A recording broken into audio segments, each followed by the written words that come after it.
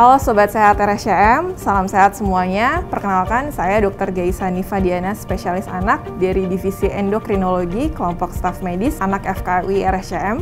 Pada kesempatan kali ini kita akan membahas topik terkait dengan anak pendek, apakah sudah pasti stunting. Pertama, kita perlu tahu terkait dengan perawakan pendek. Perawakan pendek itu adalah jika tinggi badan anak di bawah persentil 3 atau kurang dari -2 standar deviasi kurva pertumbuhan berdasarkan usia dan jenis kelamin. Sedangkan stunting itu adalah pendek yang disebabkan oleh kekurangan nutrisi atau penyakit atau infeksi kronis yang berlangsung lama. Hal ini menjadi penting karena pertumbuhan anak jadi salah satu indikator utama dari kesehatan anak dan juga kesejahteraan. Jadi untuk mengetahui penyebab seorang anak pendek, kita perlu mengetahui apa saja sebetulnya faktor-faktor yang mempengaruhi pertumbuhan seorang anak. Yang pertama adalah 1000 hari pertama kehidupan, yaitu sejak dari masa kandungan sampai dengan usia 2 tahun. Dan 1000 hari pertama kehidupan ini adalah sangat penting untuk perkembangan dan tumbuh kembang sampai dewasa nanti. Untuk fase-fase pertumbuhan sendiri sebetulnya dibagi menjadi beberapa periode. Yang pertama adalah fase dalam kandungan, kemudian pada fase bayi, fase anak-anak, dan yang selanjutnya adalah fase pubertas atau fase remaja. Nah, masing-masing fase itu dipengaruhi oleh beberapa faktor. Yang pertama adalah faktor nutrisi, kemudian faktor genetik kedua orang tua, faktor hormonal, dan juga faktor lingkungan. Nah, contohnya untuk faktor nutrisi ini yang kita kenal dengan stunting. Jadi kalau misalnya ada kekurangan nutrisi, terutama pada periode 2 tahun pertama tadi, tinggi badannya akan terganggu. Selain itu juga akan menyebabkan gangguan dari fungsi kognitif. Terkait dengan faktor hormonal, maka ada beberapa hormon yang sangat berpengaruh pada pertumbuhan anak. Misalnya yang pertama adalah hormon tiroid. Kita mengenal ada suatu kelainan gangguan pertumbuhan karena kekurangan hormon tiroid. Atau hormon pertumbuhan, jadi anaknya juga tampak pendek. Dan selanjutnya adalah hormon pubertas, yaitu pada laki-laki testosteron, sedangkan pada perempuan itu adalah hormon estrogen. Nah, ini semua akan menyebabkan terjadinya anak pendek.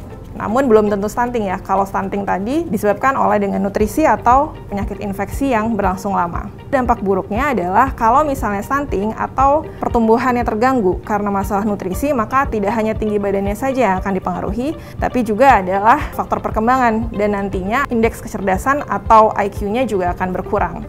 Nah, ini tentu saja akan mempengaruhi rasa percaya diri, kemudian kualitas hidup di masa yang akan datang. Jadi untuk tanda yang pertama tentu kita perlu mengetahui posisi tinggi badannya berdasarkan kurva pertumbuhannya. Kita juga perlu mengetahui bagaimana kecepatan pertumbuhannya, apakah kenaikan tinggi badannya serta kenaikan berat badannya sesuai dengan target. Kemudian kita perlu melihat apakah ada bentuk atau anggota tubuh yang tidak proporsional. Misalnya pada anak-anak dengan kelainan tulang, karena anaknya juga bisa datang dengan keluhan pendek. Jadi untuk pengobatannya sendiri kembali lagi kepada penyebab dari pendeknya. Jika memang masalah utamanya nutrisi, maka yang perlu diperhatikan pertama adalah asupan nutrisi secara makronutrien dan mikronutrien.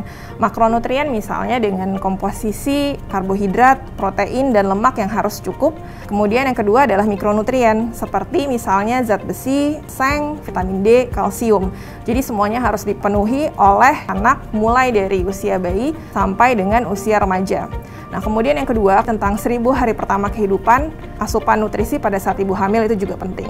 Selanjutnya, terkait dengan kelainan yang lainnya, misalnya kelainan hormonal, maka terapi pengganti hormon menjadi salah satu alternatif dari tata laksananya. Kita tadi bicara tentang 1000 hari pertama kehidupan, maka pencegahan yang paling awal adalah kita harus memastikan kesehatan ibu, terutama pada saat ibu hamil, harus tercukupi. Mulai dari kondisi kesehatan secara keseluruhan, juga aspek nutrisinya. Selain itu, pada saat bayi baru lahir, kita perlu evaluasi bagaimana berat lahirnya, bagaimana juga dengan panjang lahir. Terkait dengan kelainan hormon tiroid, itu ada yang kita kenal dengan screening hipotiroid. Jadi, pemeriksaan hormon tiroid di awal pada saat bayi baru lahir untuk mendeteksi secara dini. Tentunya deteksi dini hipotiroid ini sangat penting supaya kita bisa mentata laksana dengan segera mungkin. Kemudian, pencegahan berikutnya adalah dengan pemantauan. Jadi kita pastikan pemantauan ada kenaikan berat badan dan kenaikan tinggi badan yang sesuai dengan target. Dari situ kita akan bisa mengevaluasi apakah perlu pemeriksaan lanjutan untuk mengetahui apakah gangguannya disebabkan oleh faktor nutrisi, faktor hormonal, atau yang lainnya.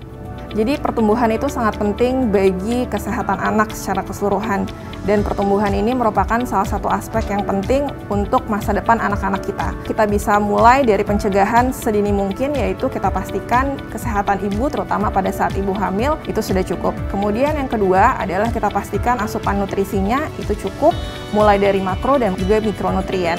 Selain itu adalah pemantauan secara berkala, karena dengan itu kita bisa deteksi dini. Kalau misalnya ada penyakit tertentu yang bisa kita terapi atau kita tata laksana, kita bisa berikan sesegera mungkin.